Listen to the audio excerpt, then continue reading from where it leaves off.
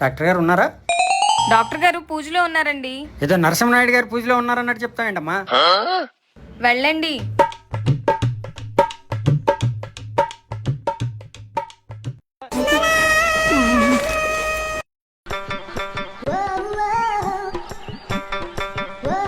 చెప్పండి ఏంటి?